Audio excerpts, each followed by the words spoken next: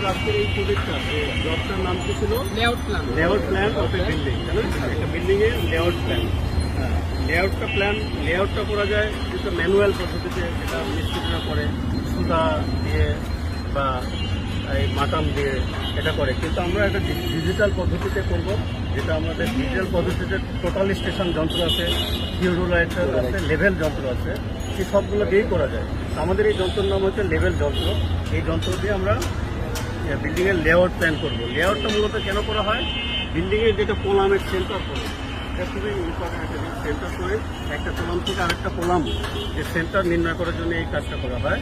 এইটা কোলাম থেকে একটা কোলাম থেকে আরেকটা কোলাম ডানে বা বামে 90 ডিগ্রি কোণে থাকতে হবে। এইটা 90 ডিগ্রি কোণে নেওয়াটা খুবই এসেনশিয়াল।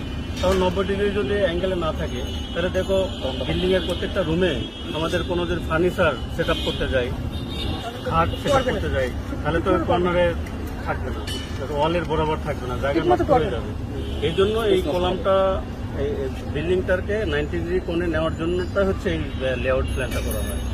আর লেআউট প্ল্যান করার পরে আমরা কলামের পয়েন্টটা সেন্টার করে এখানে আমরা দাগাঙ্কিত করব। তারপরে সেখান থেকে কলামের মাটি কাটতে হবে। মাটি কাটা ডিপেন্ড করবে যে এটা কত গভীরে মাটি যাব, সেটা ফাউন্ডেশনের গভীরতা কত, সেই অনুসারে মাটি কাটবো, তাই না? এটা ডিপেন্ড করে। কিন্তু আমাদের ফাউন্ডেশন তো বিভিন্ন ধরনের হয়, যেমন ডিপ ফাউন্ডেশন আর শ্যালো ফাউন্ডেশন। ডিপ ফাউন্ডেশনে মূলত দেখা যায় পাইলিং বেশি ব্যবহার হয়। মাটির কন্ডিশন যদি দুর্বল হয়, তাহলে মাটির নিচের ক্যাপাসিটি বিল্ড আপ করার জন্য, উন্নত করার জন্য পাইলিং করা হয়। আর শ্যালো ফাউন্ডেশন যেটা হচ্ছে অগভীর ভিত্তি। অগভীর ভিত্তিতে যে মাটি কেটে যত 8 ফিট 10 ফিট ভবনের উপরে ডিপেন্ড করে, মাটির 8 ফিট 10 ফিট নিচে এই গভীরতাটা করা হয়।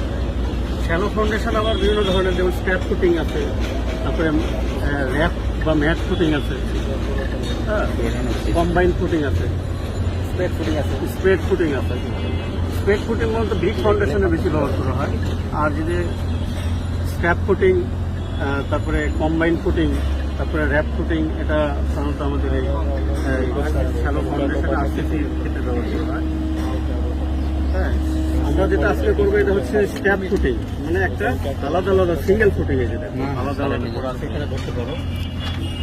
আমাদের এই যে সিঙ্গেল ফুটিং, এটাকে বলা হয় স্ট্যাপ ফুটিং, আলাদা আলাদা একটা কলাম থেকে আর একটা কলাম। ফুটিংটা যেটা হচ্ছে পুরা এই জায়গাটাকে মাটি কেটে 10 ফিট মাটি কেটে একটা পুকুরের মতো করা হয়, সেখানে পুরাটার উপরে রড দিছে, তারপরে সেখানে কলামের রড